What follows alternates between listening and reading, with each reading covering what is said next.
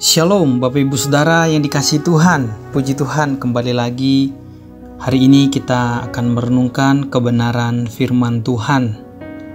Tema kita hari ini, mendekat kepada Tuhan adalah langkah awal mengalami ketenangan hidup. Bapak Ibu Saudara yang dikasihi Tuhan, ketenangan hidup adalah dambaan setiap orang, baik orang yang kaya atau berkecukupan, atau orang yang miskin dan kekurangan. Oleh karena itu, ketenangan hidup merupakan hal yang urgent, maka setiap orang mengupayakannya dengan berbagai cara. Tetapi Bapak Ibu Saudara, kita melihat pada kenyataannya, upaya apapun yang dilakukan di luar Kristus untuk mendapatkan ketenangan adalah hal kesia-siaan belaka. Bapak Ibu, ketenangan itu seringkali digambarkan bagikan batu karang di tengah-tengah hempasan ombak yang besar, tetapi tetap kokoh dan tegap. Untuk menemukan ketenangan hidup, langkah awalnya adalah mendekat kepada Tuhan. Sebenarnya mendekat kepada Tuhan adalah hal yang harus kita lakukan setiap hari, setiap waktu. Sebab saat-saat perjumpaan kita dengan Tuhanlah kita mengalami ketenangan hidup dan memperoleh kekuatan dalam menghadapi ombak kehidupan ini. Alkitab berkata di dalam Yakobus 4 ayat 8a, mendekatlah kepada Tuhan, mendekatlah kepada Allah, dan Ia akan mendekat kepadamu. Bapak Ibu, ketika kita secara aktif mendekat kepada Tuhan, maka sebenarnya Tuhan lebih dahulu mendekat kepada kita. Tuhan merindukan untuk adanya kedekatan kita dengannya. Adakah hari-hari ini kita sedang mengalami goncangan, gelombang yang begitu keras menerpa kita? Goncangan di tengah-tengah keluarga, goncangan di tengah-tengah pekerjaan, goncangan ekonomi kita.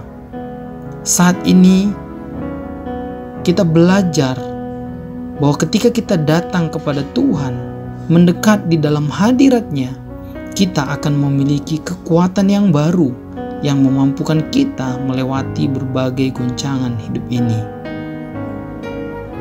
Di dalam Markus pasal yang ke-14 ayat 32 sampai 36, firman Tuhan berkata, lalu sampailah Yesus dan murid-muridnya ke satu tempat yang bernama Getsemani.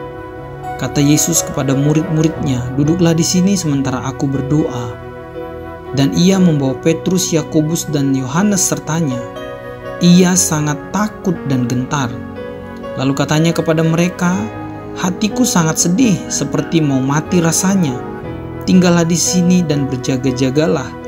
Ia maju sedikit, merebahkan diri ke tanah dan berdoa, supaya sekiranya mungkin saat itu lalu daripadanya.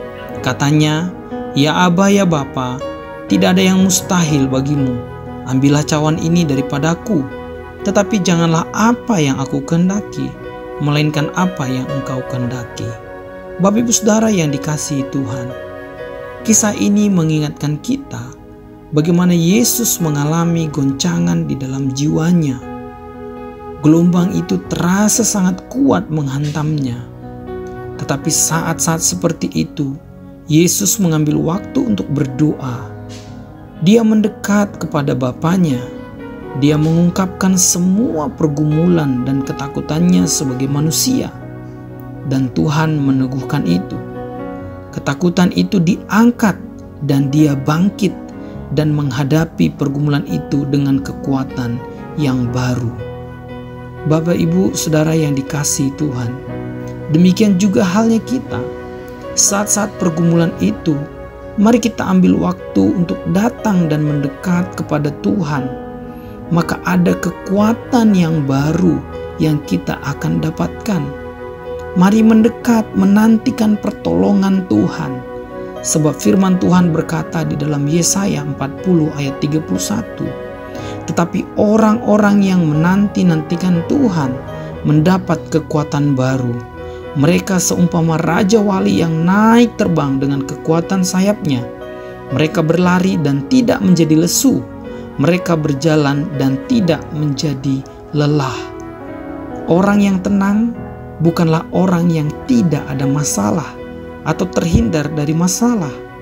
Orang yang mengalami ketenangan hidup adalah orang yang dapat melewati berbagai gelombang hidup, badai hidup, tetapi tetap tegar sebab ada kekuatan yang diperolehnya dari Tuhan. Mari Bapak Ibu Saudara, mendekatlah kepada Tuhan. Sebab ketika kita mendekat kepada Tuhan, kita memperoleh kekuatan yang baru, kita memperoleh ketenangan hidup. Tuhan Yesus memberkati.